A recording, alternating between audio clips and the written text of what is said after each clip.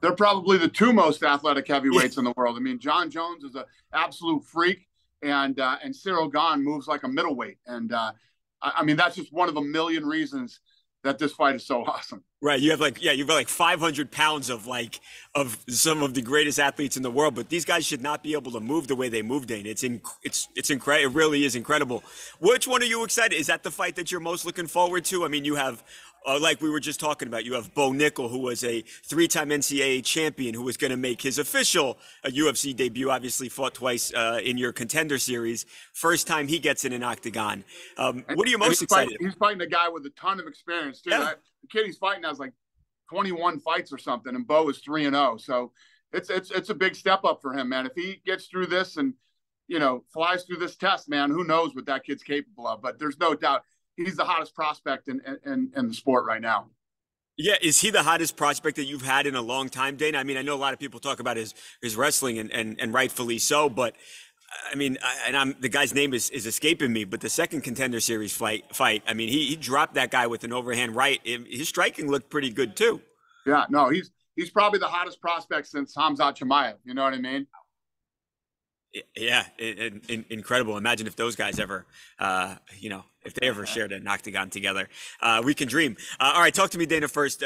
John Jones, obviously, we've never seen him at heavyweight. We know what he's done at light heavyweight. A lot of people think John's the best ever, period. What do you expect from him, Dana? How will you think he'll look different carrying that extra weight? What do we expect from John?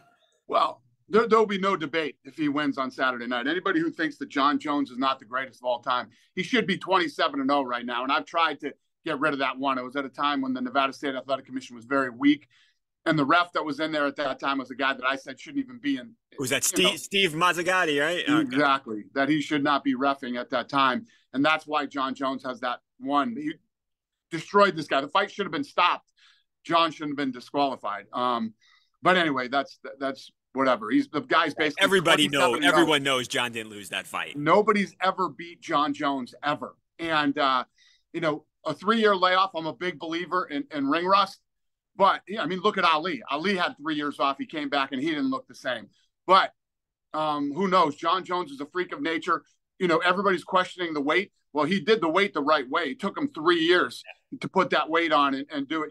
He didn't do it in less than a year and become a blown up light heavyweight. So he's got that going for him. Ciryl Gane, this guy moves like a middleweight. And the big question is what's going to happen with Ciryl Gane if John Jones takes him down? Now, Jones has been talking like, I'm going to make this fight look easy. That's how confident I am that I'm going to win. And, that type of talk and the type of performances that this guy puts on, he went through murderer's row in the light heavyweight division and he destroyed everybody.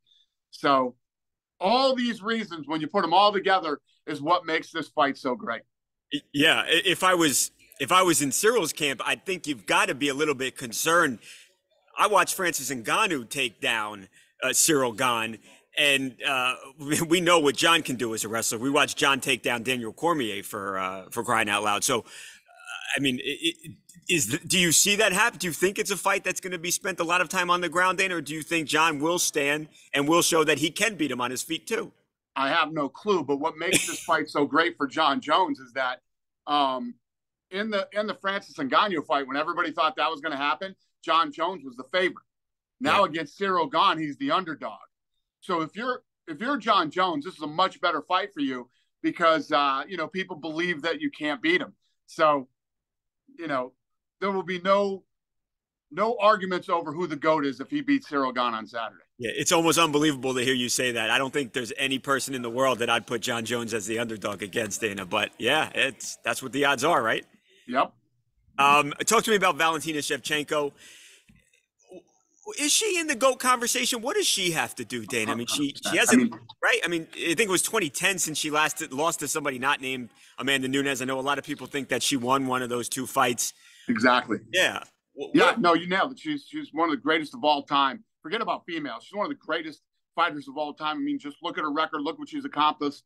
Look what she's done. And Saturday night, she's going in against Alexa Grasso, who over the last couple of years has really dialed her game in. Her cardio is unbelievable. Her stand-up is perfect. Her ground game is great. So this is a good test for Alexa, against the baddest woman of all time. And the thing is that everybody's talking about is that Valentina looked human in her last fight. Yeah. So, they believe this might be an opportunity for Alexa Grasso. But yeah, should Valentina win on Saturday night, even if she doesn't win on Saturday night, one of the greatest to ever do it, period, male or female. And not to look ahead, but Erin Blanchfield is back there, and she has looked absolutely incredible. That's got to be a potential fight that excites you, Dana, for the future. You're absolutely right. And yes. Is that fair to say that's likely next if Valentina can get past? It could happen. I hate to make fights before right. Fights I know happen, it. But Erin Blanchfield, rolled into that octagon that night, confident.